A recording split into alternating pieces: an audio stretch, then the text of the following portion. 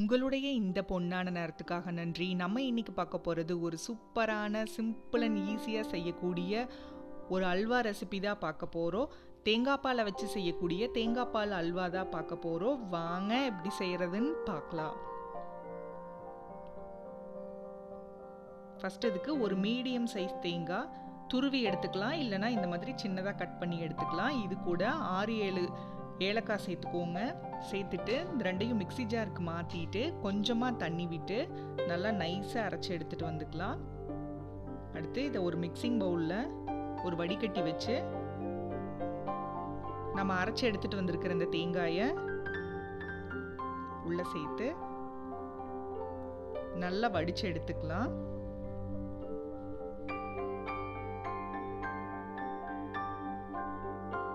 மீதி இருக்கிறதையும் நல்லா பிழிஞ்சு எடுத்து தேங்காய் பால் எடுத்து வச்சுக்கலாம்.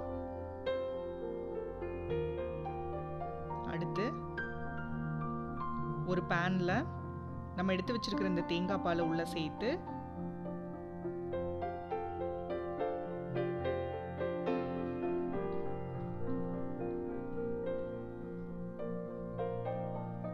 இது கூட ஒரு ஸ்பூன் கார்ன்ஃப்ளவர் சேர்த்துக்கலாம். சேர்த்துட்டு நல்லா கலந்து விட்டுட்டு அதுக்கப்புறமா ஸ்டவ் ஆன் பண்ணிக்கோங்க. ஸ்டவ் ஆன் பண்ணி மீடியம் ஃப்ளேமில் வச்சு நல்லா கலந்து விட்டுட்டே இருக்கலாம். பாருங்க, இந்த மாதிரி கெட்டியாயிட்டு வரும்.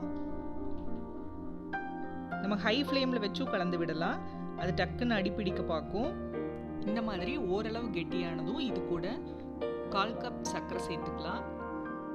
இந்த சர்க்கரையோட அளவு பார்த்திங்கன்னா நல்லா இனிப்பாக இருக்கும். நீங்கள் சர்க்கரையோட அளவை கொஞ்சம் கம்மி பண்ணுறதுனாலும் கம்மி பண்ணிக்கலாம்.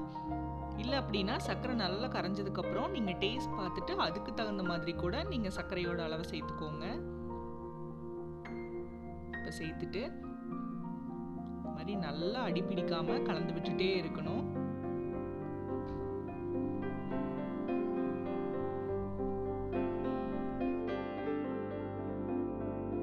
அடுத்து ஒரு ஸ்பூன் நெய் சேர்த்துக்கலாம். சேர்த்துட்டு நல்லா கலந்து விட்டுட்டே இருங்க. பாருங்க, இந்த மாதிரி நல்லா ஓரளவுக்கு கெட்டியாயிரும். ரொம்பலாம் கெட்டியாகாது, இந்த மாதிரி தான் வரும். இந்த ஸ்டேஜில் நம்ம ஸ்டவ் ஆஃப் பண்ணி இறக்கிடலாம். ஆறுனதுக்கப்புறம் பார்த்திங்கன்னா இன்னும் கொஞ்சம் கெட்டியாகும். இங்கே பாருங்கள், ஸ்டவ் ஆஃப் பண்ணதுக்கப்புறமே கொஞ்சம் கெட்டியாயிருச்சு.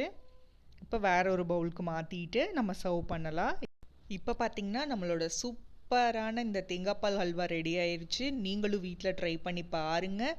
அறுசுவைகளும் சங்கமிக்கட்டும் அனைவரது இல்லங்களிலும்.